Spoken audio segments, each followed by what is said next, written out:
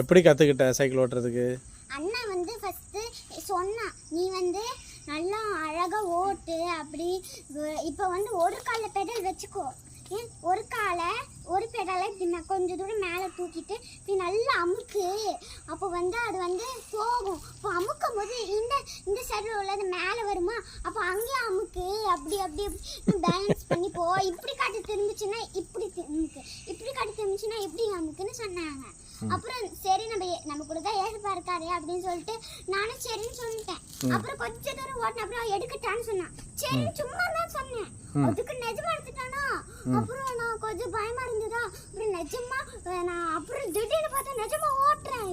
அப்படியே அப்படியே அப்படியே அப்படியே ஓட்டுறேன். ஆனா ஃபர்ஸ்ட் நான் அண்ணா சொல்லாமே காலே தானா மேல படும், ஆனா திடீர்னு கீழே விழுந்துருவேன். ஆனா இப்ப அண்ணா ஒரு தாட்டி ஒரு தாட்டி அழகா கத்துக்கிட்டேன்னா போக போக நான் இன்னைக்கு இப்பதான் கொஞ்ச நேரம் முன்னாடி தான் சொன்னான், அதுக்குள்ளாடி கத்துக்கிட்டேன். எனக்கு ரொம்ப பிடிச்சிருக்கு, ஓட்டி ஓட்டி ஓட்டி ஓட்டி பிடிச்சிருக்கு.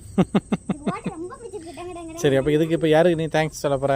என் அண்ணனுக்கு. Very good. அண்ணா கை தூக்கு. அம்மாக்கு அப்பாக்கு எங்க அம்மா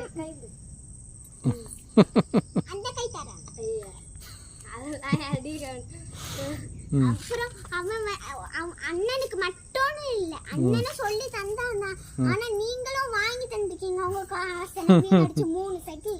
இதெல்லாம் வாங்கி தரும் போது 3 சைக்கிள், அதாவது 2 சைக்கிள் தான் வாங்குனீங்க. ஆனா 3வது ஒரு சைக்கிள் இருந்ததுல ஃபர்ஸ்ட் பழசு, அதை ரெடி பண்ணி சரி பண்ணி அதே கடையில கொடுத்து அதை ரெடி பண்ணி தரும்போது 3 சைக்கிள் இருக்குல்ல.